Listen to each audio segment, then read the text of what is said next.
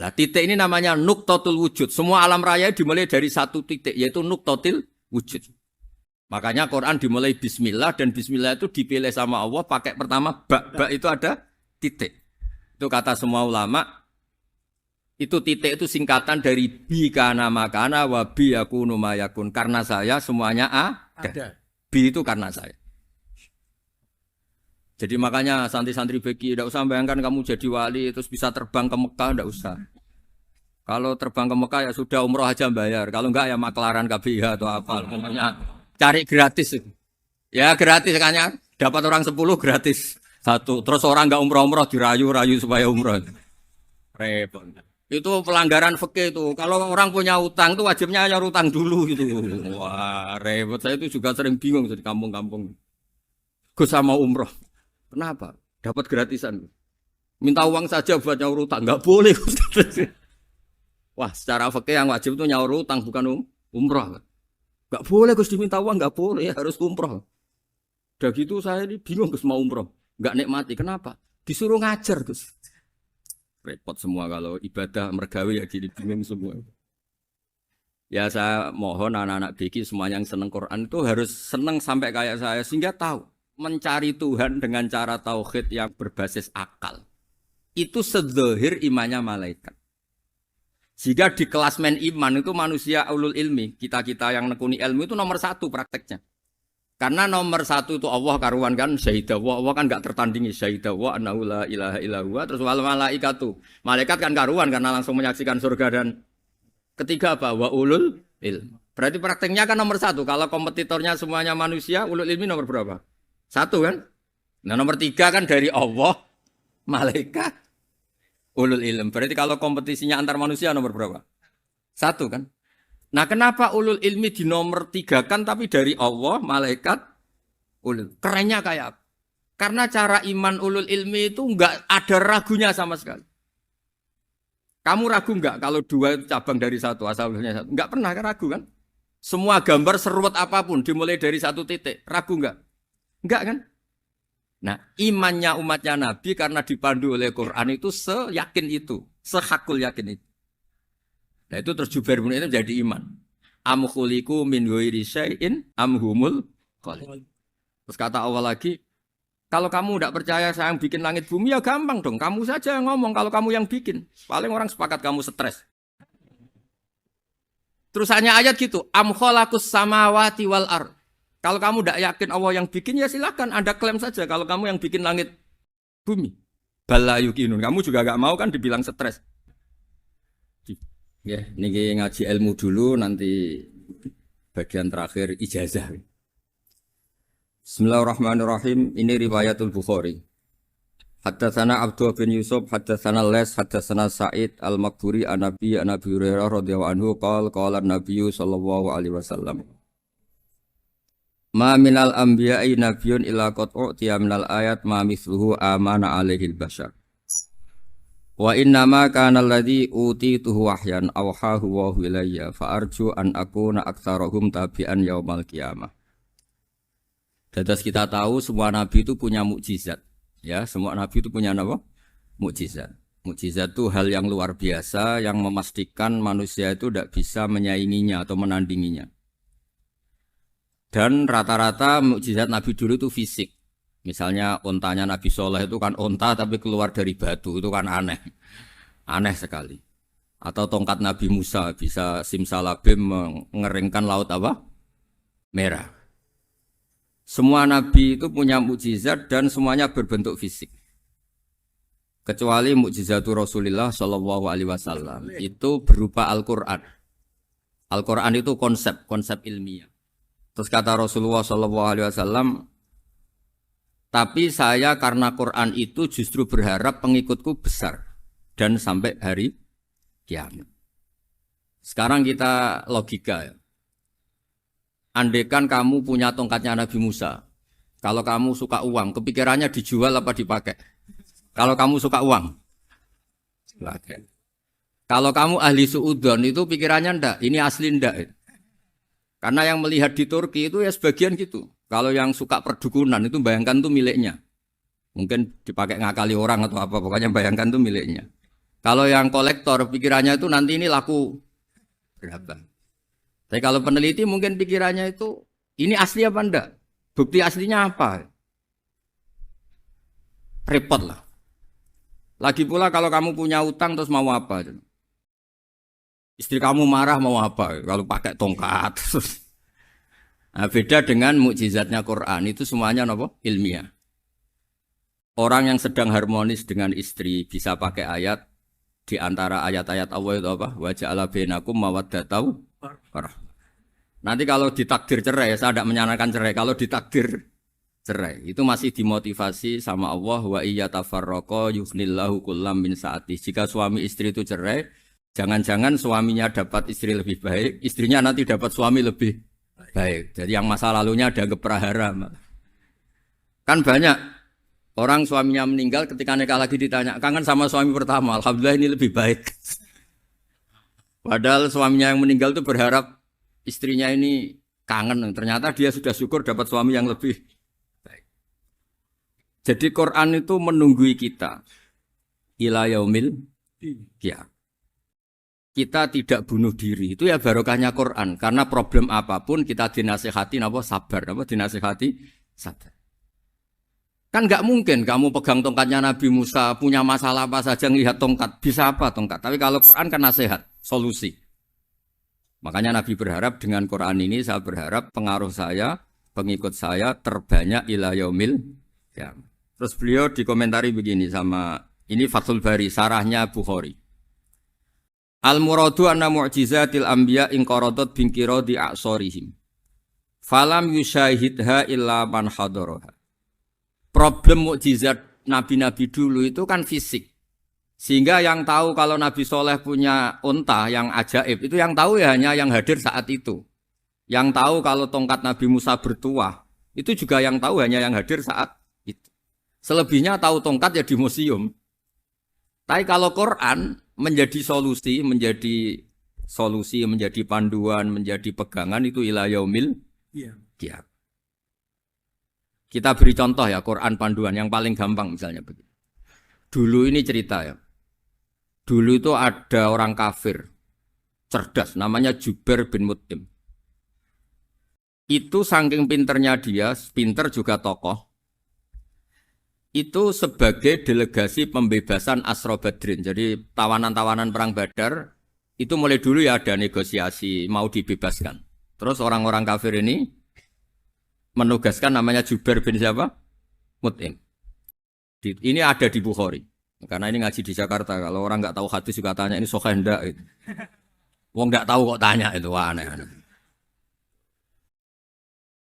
Padahal kalau dibodoni itu ya nggak tahu. Tapi ya tetap tanya, hadisnya ini sahih enggak?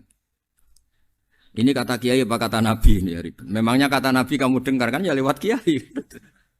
Memang. Setelah itu Jubair itu datang ke Medina. Dengerin, datang ke mana? Medina. Kemudian dengar Nabi baca Wattur pas sholat maghrib. Jubair karena Nabi dulu gak ada hotel, gak ada pondok ya. Pondoknya Nabi hanya sufah itu. Nabi baca maghrib, bukan diskusi, bukan debat, baca Wattur wa kitabim mastur fir raqim mansur wal baitil ma'mur was saqfil marfu wal bakhril masjur terus. Kemudian sampai pada titik ayat am khuliqu min ghairi syai'in. Masa manusia atau alam raya yang maujudat, yang nyata, yang wujud nyata. Kemudian asal usulnya itu ketiadaan. Ini kan hadhil alam maujud, alam ini kan nyata. Masa sesuatu yang nyata, penciptanya itu tidak nyata. Jadi nggak mungkin ada faham nihilisme. Kalau faham nihilisme berarti melahirkan teori begini.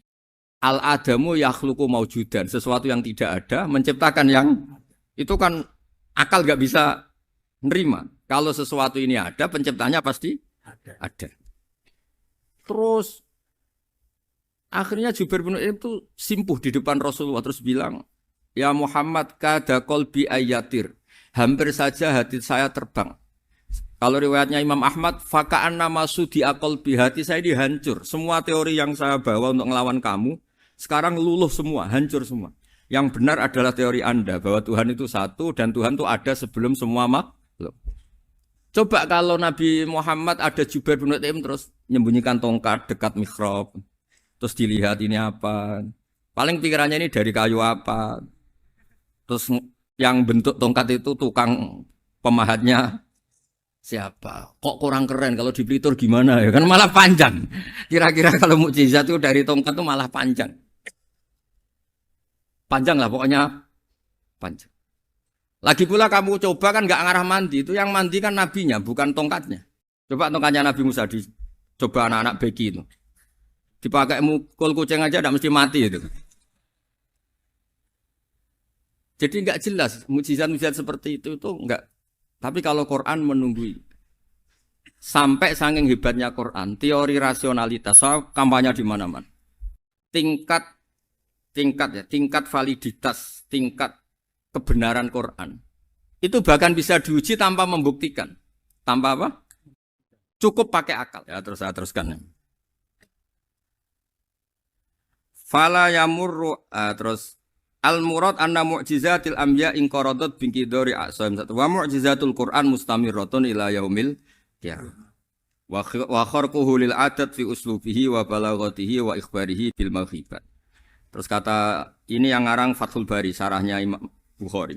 Fala yamurru asrun minal a'sar illa wa yadharu fihi shay'un mimma akhbaru bi annahu sayakun yadullu ala sihhati da'wahu. Wa hadza aqwal muhtamilat. Wa takmiluhu fil ladzi ba'da wa qilani ya anal al makna anal mukjizat al madiyah kanat khissiyatan tusyahadu bil absar kana qati soleh wa asa Musa. Mukjizatnya nabi-nabi dulu itu hanya penyembuh, hanya pelengkap, hanya nuruti keinginan mata. Seperti dahsyatnya apa? Laut Merah di sebelah apa dipukul sama tongkatnya Nabi siapa? Itu semuanya itu hanya memanjakan mata. Urusan mata. Terus wow itu. Tapi kalau mukjizatnya Nabi Muhammad itu berdasar akal. Maksudnya berdasar akal nih dengerin ya. Dengerin betul. Ketika Laut Merah terus tersibak kan wow itu keren kan. Terus kita bilang menyimpulkan wah kita tidak akan mampu. Itu bodoh sekali kesimpulan kita tidak akan mampu. Meskipun bikin nyamuk Anda juga tidak mampu. Loh untuk memutuskan tidak mampu saja kok sampai pertunjukan seperti itu tuh laopo cek goblok gitu. Nah kalau kita karena umat yang pinter untuk memaksa kita nggak mampu, Allah bilang Inna wa la yastahi ayadriba mathalam ma ba'ud. Kita melihat nyamuk langsung berkesimpulan tidak mampu. Saya berkali-kali cerita nyamuk itu sudah kecil, masih punya urat, uratnya kayak apa? Masih punya kuman, kumannya seberapa? Ya enggak? Nyamuk itu kecil, punya organ tubuhnya punya urat. Itu kalau kamu pinter, antara tongkatnya Nabi Musa menyibak Laut Merah sama nyamuk itu sama-sama berkesimpulan melahirkan satu paham bahwa kita tidak. Loh untuk memaksa tidak mampu saja kok menuju pertunjukan ada onta keluar dari batu. Nakotu soleh, ada tongkat yang bisa mengeringkan laut. Cik goblok ya. Lah kita alhamdulillah tidak jenis goblok yang seperti ini. Untuk ikrar bahwa Allah itu hebat ala kulli syai'in cukup lihat nyamuk. Kagum kan? Sudah tidak usah bikin hidup. Saya berkali-kali mencontohkan. Para pemahat tak suruh bikin patung gajah itu mampu. Tak suruh bikin patung nyamuk kalau bisa. Nyari materi dari apa? Gampang mana bikin patung gajah sama patung nyamuk? Gajah, makanya Allah bikinnya contoh itu untuk ijaz itu pakai nyamuk bukan pakai gajah. Itu kalau ustadz-ustadz yang agak jorok malah contohnya nyamuk Gus. Itu kecil. Itu kayak apa? Di dalamnya dia hamil. Itu anaknya kecil lagi, telurnya kecil lagi itu gimana itu cara bikin itu? Makanya di sini ada kitab Itqan itu komentarnya itu lucu. Ini kitab Al-Itqan karangannya Imam Suyuti. Ini persis komentar saya tadi ya. Kata Imam Suyuti pengarang kitab Itqan, wa ya imma khissiyah wa imma aqliyah. Jadi mukjizat itu ada yang fisik, bisa dilihat indra, panca indra, bisa dilihat akal. Wa aktsaru mu'jizati Bani Israil kanat khissiyah li baladatihim. Bilada itu goblok. Wakil lati basoirihim. Dasar wong goblok. Mukjizat kok ngenteni sing wow. Maksudnya dasar untuk ngakui Allah hebat saja kok nunggu halal yang seperti itu. Gitu.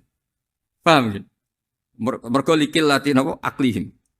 Wa aksaru mu'jizati hadil ummah akliyatun li farati dzakaihim wa kamali afwahihim. Dan mukjizatnya umat ini semuanya berdasar akal karena sudah cerdas.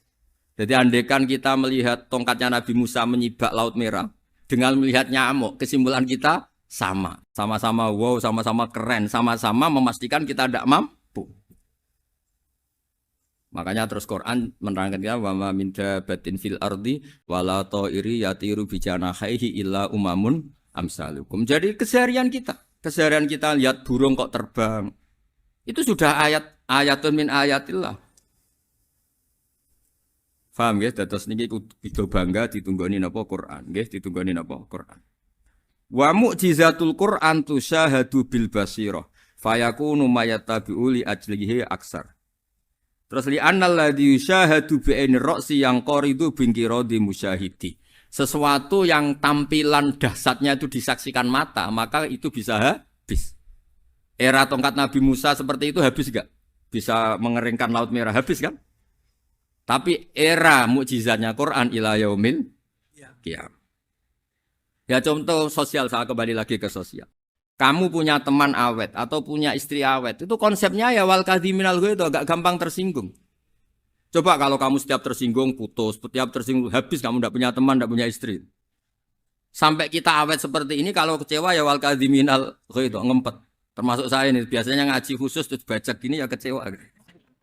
Tapi barokahnya diwarai Quran wal kadhiminal ghaiz itu ngempet Gus ngempet. Terus kecewa sama teman, kenapa tidak putus? Karena wal afina aninna sudah, kalau kecewa maafkan. Coba kalau kita kecewa presiden demo, kecewa menteri demo, kecewa orang tua minggat. Ya kalau dicari, kalau tidak kan malu. Saya itu punya teman tak tanya, kecewa Gus sama bapak itu. Kenapa tidak minggat? Malu. Kenapa malu? Takut gak dicari. Itu orang tuh paling malu itu kalau keluar dari rumah nggak di. Saya punya teman lagi, saya ini takut mati Gus. Kenapa? Takut istri saya tidak nangis Gus. Itu kematian terburuk itu kalau mati tahu istrinya ada nangis. Oh, itu malu betul itu. Makanya jangan mati. Pokoknya pastikan orang sekeliling ada nangis itu baru berani mati. Kalau enggak jangan. Ya jadi mukjizatnya Nabi itu luar biasa. Nah ini terus saya teruskan ya. Makanya mukjizat terbesarnya Nabi adalah Al-Quran. Karena Al-Quran itu cerita tentang hukum-hukum akal, cerita tentang logika-logika peradaban. Misalnya logika peradaban, contoh paling gampang. Di Quran itu ada sekian ayat yang Allah cerita peradaban. Misalnya wa ahsinu innallaha yuhibbul muhsinin.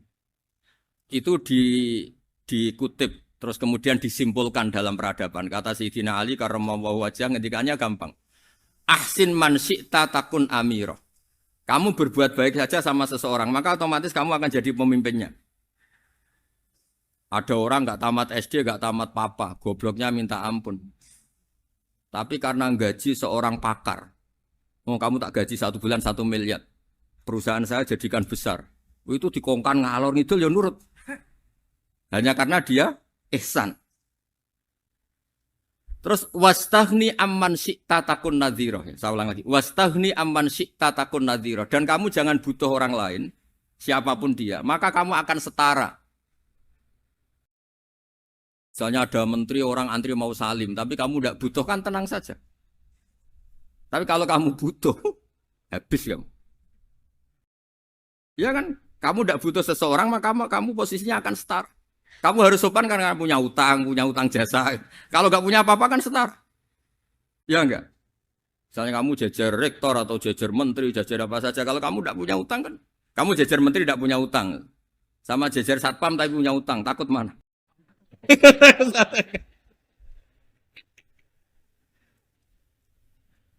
Kalau butuh itu mesti kalah kan? Ada pejabat misalnya nggak begitu cantik sama perempuan cantik yang kamu butuh ingin dicintai, takut mak. Padahal nggak jelas orang ini pangkatnya apa. Jadi dalam hukum sosial itu kata Sayyidina Ali wastaghni amman syi'ta takun nadhira. Kamu jangan butuh seseorang maka kamu akan setara. Terus yang terakhir wahtas ila man syi'ta takun asira. Asyira pakai sin. Dan silahkan butuh seseorang, maka kamu akan jadi budak dia.